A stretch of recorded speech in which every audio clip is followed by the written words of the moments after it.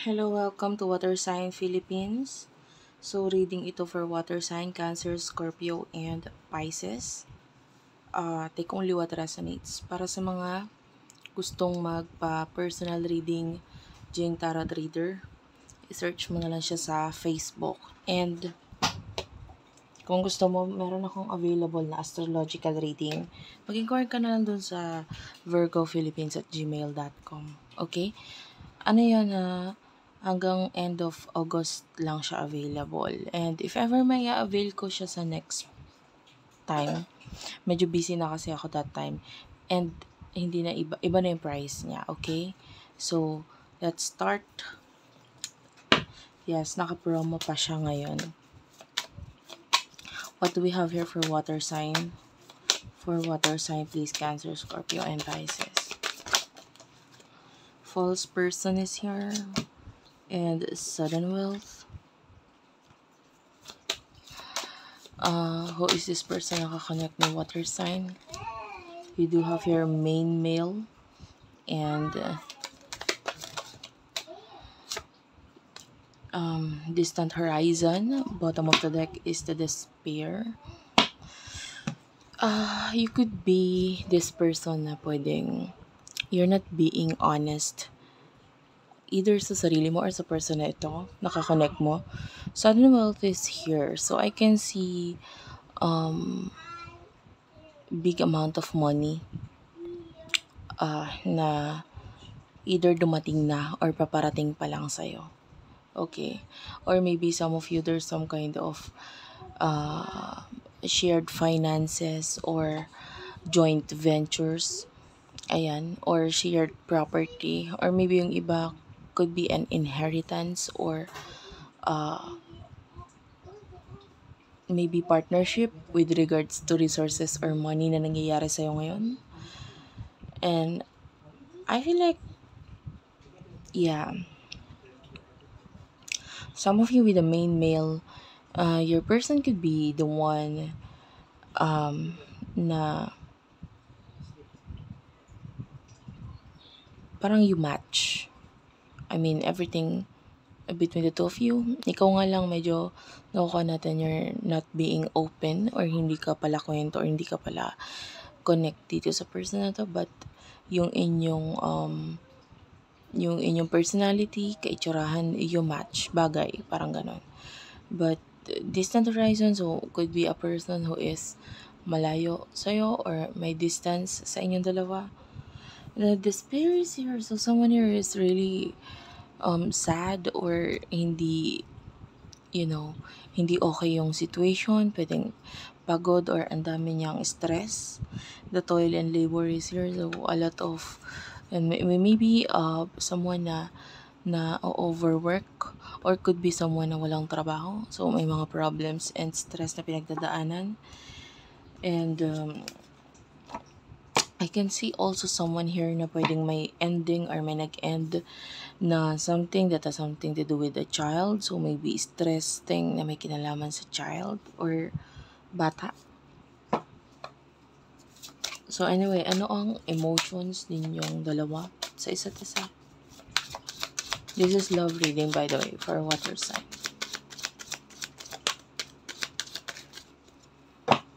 You do have your passion. So passion and pay attention to the red flags.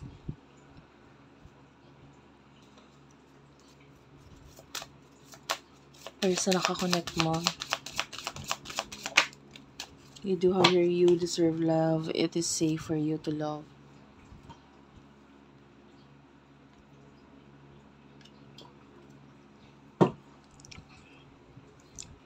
So for what I can see here, you do have a lot of emotions dito sa taong to. You love him or her. And I feel like ngayon nagbibigay ka ng attention dito sa taong ito, but I feel like there's something here na pwedeng dinedeny mo or you're not being open, but I feel like unti-unti mo nang may mga realizations towards you. So pwedeng hindi ka open with regards to your emotions. Pero nakikita natin nagbibigay ka ng attention sa taong ito, but nilalagyan mo ng limitations, or maybe uh, you are, yeah, I can see some kind of pagko-combine na nangyayari sa inyo. And with regards to your person, I feel like na nakikita niya na ikaw ay, some kind of a safe place or safe person na i-open ang kanyang emotions, or maybe ang kanyang sarili towards you. Parang ikaw yung target, nitong person na to. But I feel like there's something na gustong ibigay itong person mo sa'yo, or person na ito sa'yo, and that you are lovable, diba? You deserve love. Yung person na to feels like you deserve love, you deserve the best. Pero ikaw medyo may pag-iingat na ginagawa. I feel like with regards sa mga tao sa paligid mo, pwedeng you're not being honest to them, or some kind of a secret ang hindi mo inaamin or sinasabi. Maybe something to do with money, possession, or yeah, you're trying to hide. Pwedeng pinangangalagaan mo either itong taong ito or someone sa paligid mo, may pinapangalagaan ka na nagiging dahilan para itago itong emotions mo. Like maybe ayaw mong makita or lumabas na mahina. That's why you're trying to protect yourself.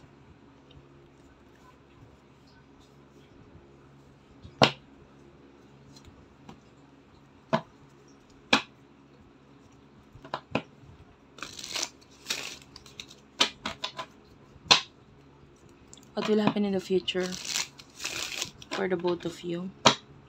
Connection in the future for the both of you. Spirit guides, angel guides for the sign of water sign, please.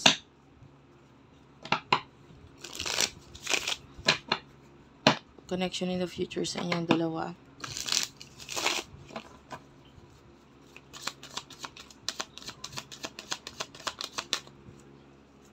You do have your Cupid's arrow and hand of cards.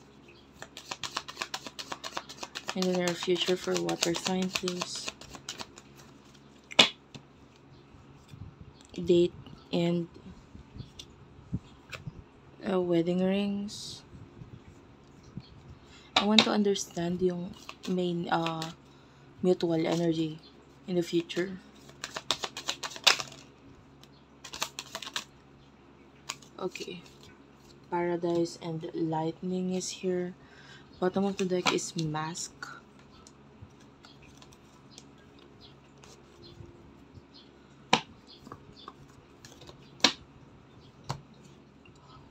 Okay.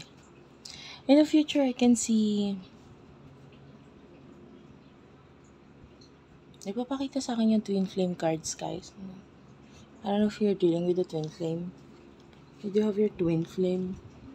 Tapos yung sumunod na card dito sa isa pa is like chemistry, flirt, and reconciliation. Some of you, there's going to be a reconciliation between the two of you. Ng person na to, like maybe dating or some kind of communication or connection na magiging masaya in the future for the both of you. Hand of cards is here. This is what you want.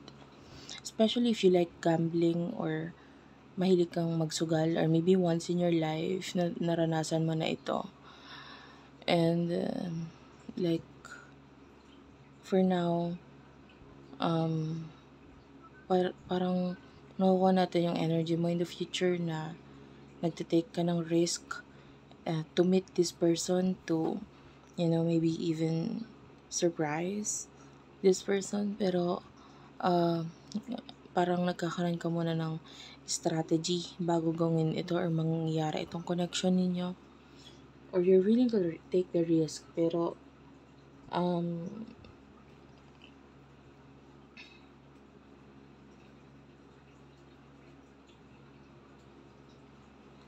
maybe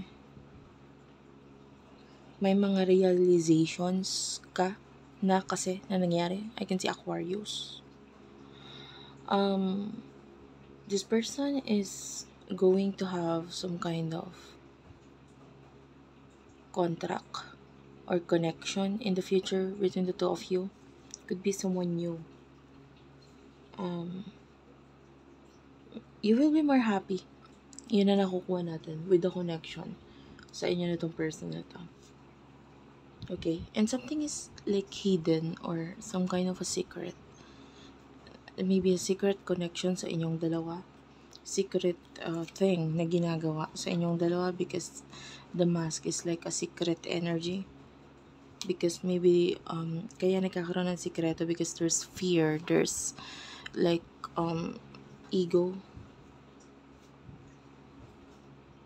but or may mga magiging involved or pwedeng masaktan or hindi pabor dito. But I can see you both of you being happy, having some kind of transformation. So anyway, that's it for now. Thank you for watching. Hopefully nakarelate kayo, nakaresonate kayo, nakuha ninyo yung messages sa inyo. Please do like and subscribe to our channel if you want to book a personal reading, astrological reading, astrological reading sa akin po. If you want tarot, nakakonsentrate sa tarot, kay Jing Tarot Trader. Ako po, astrological reading ang aking available, and naka-promo siya for 1,500.